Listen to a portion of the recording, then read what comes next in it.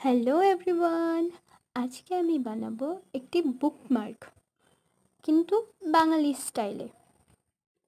তার আগেই আমি উম, সবার প্রথমে আমি এখানটায় একটি ছবি এঁকে নিয়েছিলাম একটি মেয়ের, যার মধ্যে যেটাকে আমি এখন রং করে দিচ্ছি।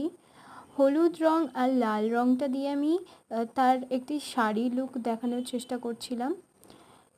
শাড়িটা হয়ে যাওয়ার পর আমি তার চুলে রং করেছি এবং চুলে রং করার পর তার চোখে রং করেছি। বাঙালিরা খুব মিষ্টি হয়, বাঙালি ভাষাটাও খুব মিষ্টি, তাই আমি বুকমার্কটাও বাংলাতেই রাখার চেষ্টা করেছি, কারণ আমি নিজেই একজন বাঙালি। তারপর আমি এখানটায় ব্যাকগ্রাউন্ড কালার করে দেওয়ার পর কয়েকটা পাখি অ্যাড করেছি। আর দেন আমি এখানে কয়েকটা পাতাও অ্যাড করেছি।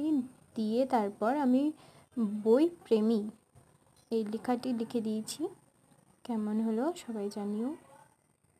টাটা।